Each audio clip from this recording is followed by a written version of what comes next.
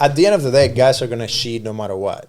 Oh, for sure, if they're going out with friends or going out for work or not going out or whatever. And like I told my wife, like I'm not being loyal because of whatever like you. It's more about me. Exactly. Yes. I'm deciding I want to do this relationship. Yes. If I didn't want to do this relationship, I wouldn't have gotten into this. Yeah.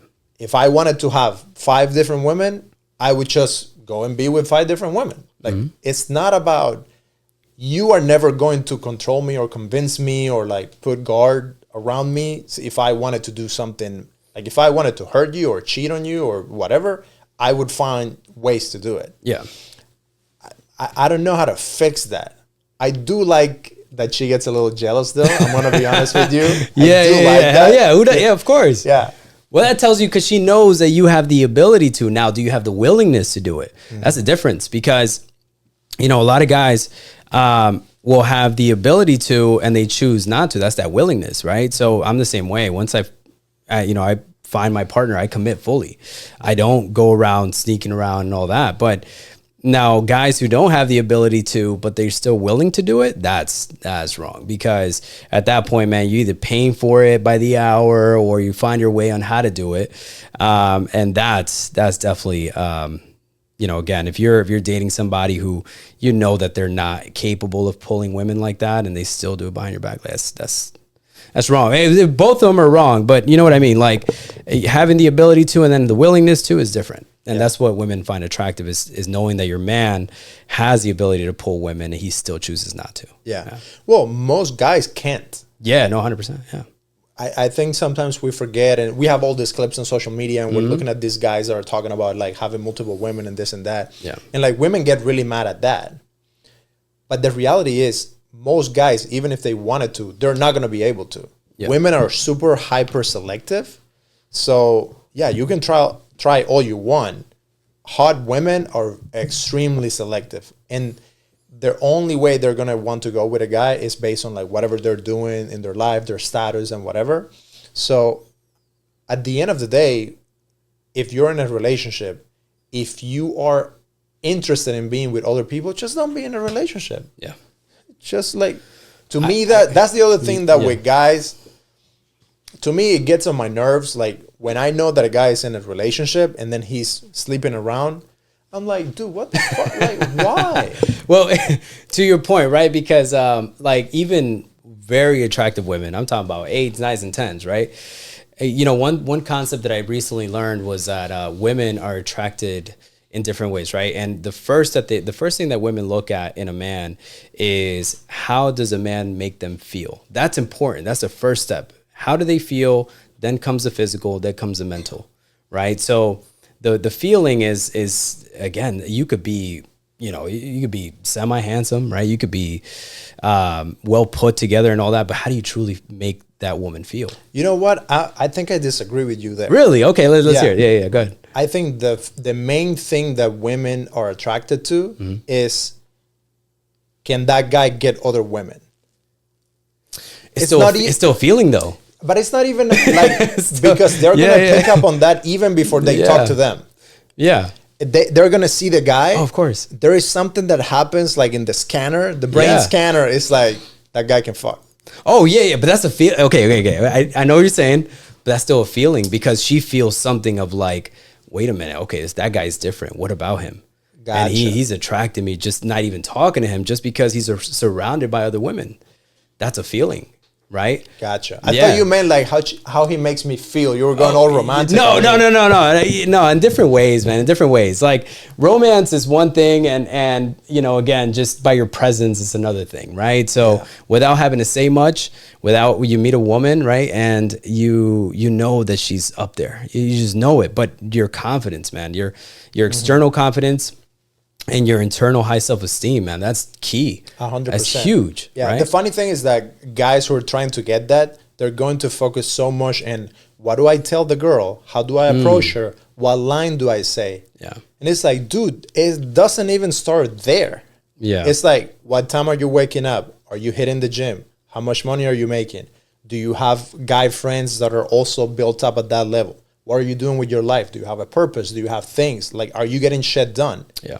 When you get all of that, it makes you be a type of person that when you walk into a room, then women feel that presence. 100%. The thing is that when you say it like that, it sounds so fucking cliche that no one is going to hear to what I'm saying. Yeah. But if I say, yo, you walk up and you look her in the eye and you say something about her shoes and then you walk away, people will pay attention to that. Yeah. But that doesn't even matter.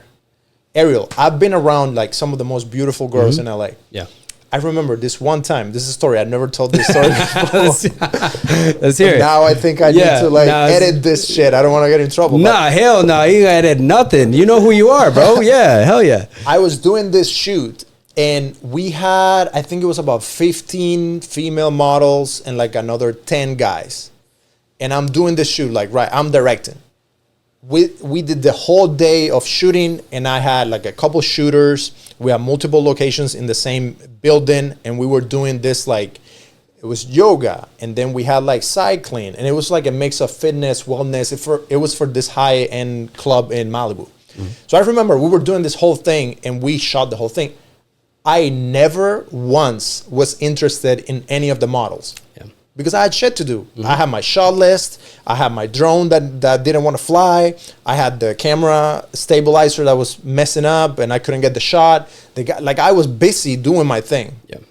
Dude, I remember after that whole shot, we finished the day and I remember coming back to that club days or weeks later and I had all of these girls coming and talking to me. And I didn't even know that they were in the shoot. Yeah. And they would come up to me and like flirt with me and this and that. And I'm like, what's happening? Yeah. Sometimes it's not even about what you're telling the girl. She needs to see that status in you somewhere else. Mm-hmm. And that's why we buy into like getting nice clothes and the cars and like the jewelry and this and that. Because it's a way to go and do something hard to attain something that very few men have. So you can use that to attract the women. Yes. And if guys would only focus on that, it will make their life so much easier. Because and to your point, right? I can align to that because when you're not out there, I mean, if you would have been in that shoot and you would have been out there trying to like get their attention and all that, it wouldn't be as attractive. Yeah, then you 100%. Become kind of like weird. It's you're the director that is trying to flirt and like do things and do that, and then you're gross.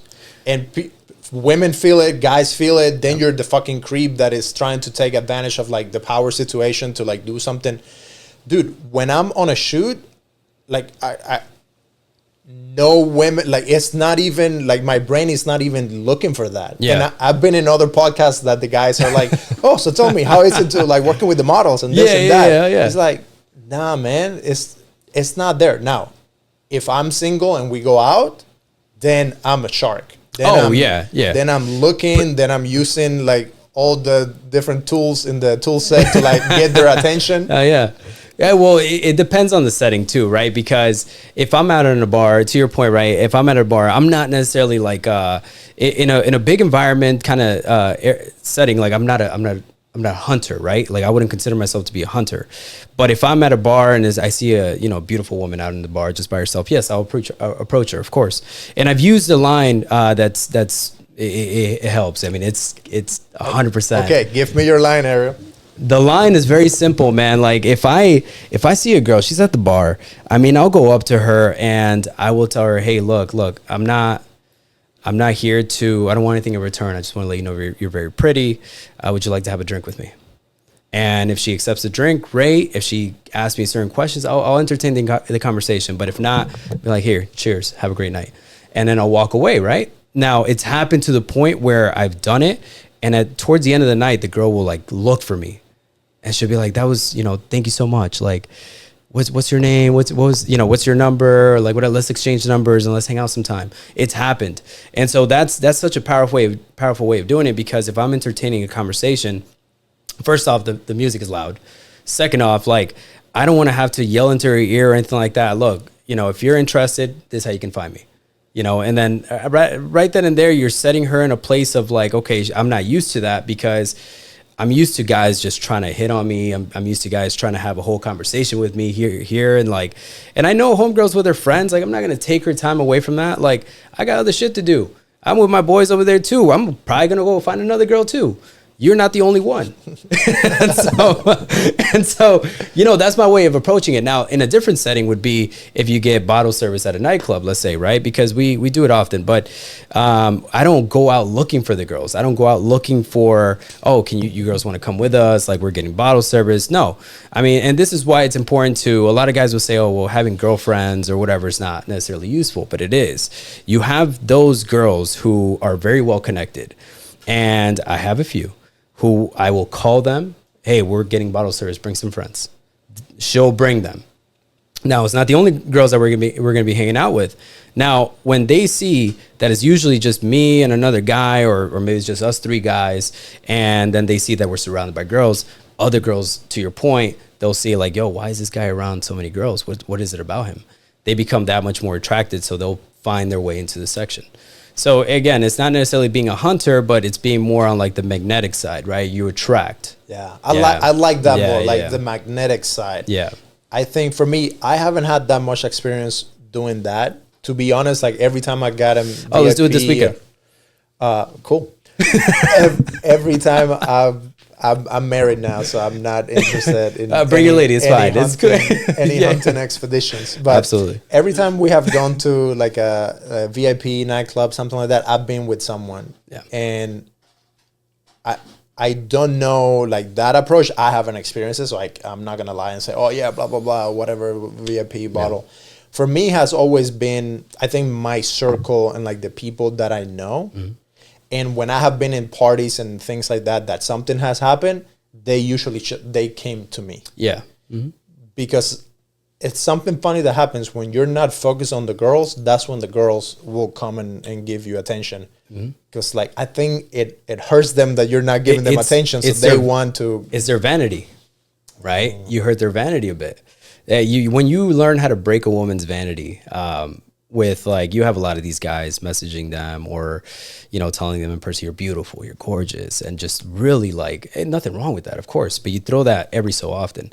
Now, how you can compliment a woman is by her, oh, I like your energy. I like the way you carry yourself. Like your smile is great. Those kind of things. Like that's when you break a woman's vanity. Now, to your point, right? If you're not giving them the attention, then it's like, okay, why is he not approaching me? You know, every other guy is approaching me. Does he not find me attractive? So now she wants to go find out. And that's when she'll come into your space. Yeah. Yeah. That's exactly how it happens. Hell yeah, man. I like that concept. Yeah. Breaking their vanity. Yes. Interesting. Yes. That's a new one. I hadn't heard that one before. Yeah, yeah. But I do like the magnetic thing. Mm-hmm. I think learning how to be magnetic, for me, is a lot of plays with the eyes. Oh, yeah. I'm great with words, but I save the words for later when I'm actually like, when something else is about to happen. But I think the eyes is what does it for me. That's my tool for the magnetic approach. Yeah. Something about, I don't know, being a Scorpio and like. Oh, you're a Scorpio. Okay. Scorpio. Hey, I'm not big on horoscopes like that or zodiac signs, but I'm half Scorpio, half Libra as well. And so I feel like my Scorpio side will tell me like, take that jump, take that risk. Yeah. And then my Libra side will say, well, analyze it before you do it. Yeah. Right. But dude, like I didn't used to believe in that at all. Mm-hmm. I still think it's kind of up there in the magic world. Yeah. But for girls, what is it with girls and horoscope and signs and all that? I don't know out here, but in LA, dude, that's like the first question every girl is going to ask you. What's your sign? That's their comfort zone, man. That's their way of like opening up to kind of understand at what level you're at, right? What kind of person, what kind of characteristics you carry. And I mean, I entertain it to an extent, but I don't necessarily keep up with it as much as many people do.